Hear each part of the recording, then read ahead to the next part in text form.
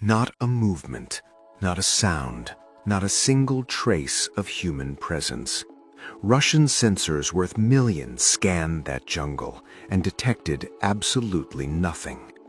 The Filipino crouched down, looked at one broken leaf, then stood back up and said, "3 men moving northeast 40 minutes ago." The Russian commander stared at his $1 million sensor screen. It had shown him nothing. The same man moved through 12 kilometers of complete darkness without a single light source and arrived before soldiers using night vision equipment. Then, with every Russian radio dead and silent, he raised his hands, produced a sound indistinguishable from a jungle bird, and half a kilometer away, his teammate responded. In that moment, the most advanced military technology on Earth had just lost to something no machine could ever replicate. The Russian military had always trusted their weapons, until they walked into that jungle. The Russian military doesn't send ordinary soldiers to joint exercises. When they show up anywhere in the world, they show up to make a statement. For this exercise with the Philippine military, Russia sent a 6-man team, each one decorated, experienced, tested in environments that ended most careers. But what they brought with them was the real statement. Rifles built for extreme conditions, communication systems that worked through solid concrete, night vision that could identify a face from 300 meters in total darkness. Sensors capable of detecting a human heartbeat through dense vegetation. Decades of development, hundreds of millions invested. This equipment had never failed them.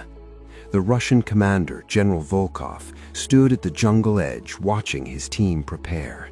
6 soldiers, fully equipped, ready for anything. Then he looked at what the Philippine military had sent. 1 soldier, a knife, a rope, a small pack. The Russian commander, General Volkov, smiled. He had no idea that moment would be the last time he felt in control. Both teams entered the jungle at the same time. For the first hour, everything seemed normal.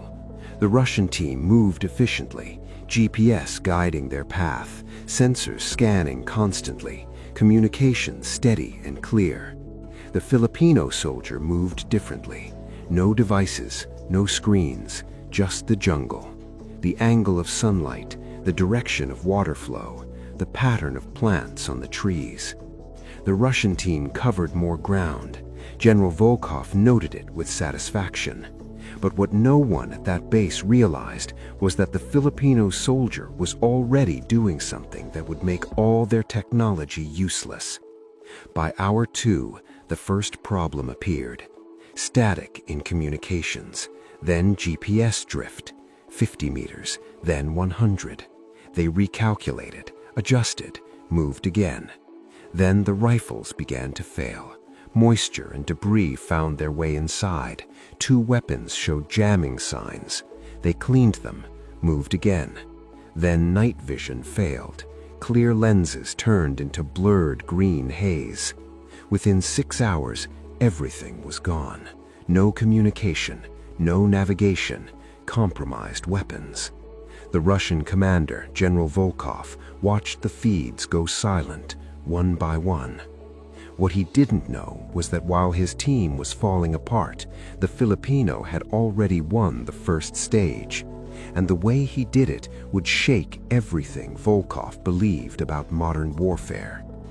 The Filipino never stopped moving, not because he was faster, because he wasn't fighting the jungle. He understood it. A specific bird, one that only nests near moving water. He had known it since childhood. He could hear it from nearly 1 kilometer away. The checkpoint was near a stream. He didn't need GPS. He needed that bird. He found it in under an hour, retrieved the package, didn't stop, didn't celebrate, just moved. Back at base, the time came in.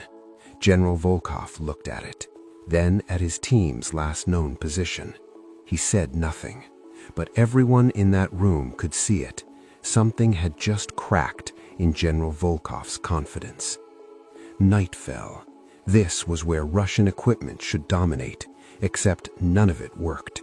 6 elite soldiers standing in total darkness, no vision, no systems. They moved slowly, carefully. The Filipino did not. He moved through 12 kilometers of darkness, confidently. The jungle spoke, and he understood it. Insects, sounds, patterns. The jungle became his vision. Then the time came in. When the time for the second checkpoint came in, General Volkov froze. He thought it was a mistake, because what he was seeing wasn't supposed to be possible. Deep in the jungle, the Russians lost everything. Backup radio, gone. No contact, no support. Alone, in darkness. At that same moment, the Filipino needed to communicate. He stopped, stood still, listened, then produced a sound. Perfect. A jungle bird. Half a kilometer away, his teammate responded. 30 seconds. Full communication. No technology. What one Russian soldier said after that moment would stay with General Volkov long after the mission ended, because he didn't describe a man, he described something else entirely. Morning came, the final checkpoint. The Russians regained partial comms, still no GPS, no vision. Then footprints, possible threat. They activated their sensor. Scan. Nothing. Scan again. Nothing. Clear. They were about to move. The Filipino stopped them. He crouched, looked at one broken leaf, then stood. 3 men, northeast, 40 minutes ago. Silence. The Russian leader looked at the sensor, then at the leaf, then back again. In that moment, he did something no Russian soldier was trained to do. He turned off very technology they trusted and chose to follow the Filipino instead. The Filipino reached the final checkpoint, completed the mission, walked out, calm, unhurried. The Russians arrived 40 minutes later, exhausted, humbled. General Volkov stood at the entrance. He looked at the Filipino, then his team, then back again. He stepped forward. What General Volkov said next changed the entire room, because it was something no one ever expected a commander like him to admit. He said, "I came here believing the most prepared soldier was the one with the best equipment. You've shown me it's the one who needs it least." The room went completely silent. Then he made a request. He wanted his men trained by Filipino soldiers, not observation, full training, because no machine could teach what that man already knew. It was approved, and what those Russian soldiers went through next made this entire mission look easy. And that is a story for another day.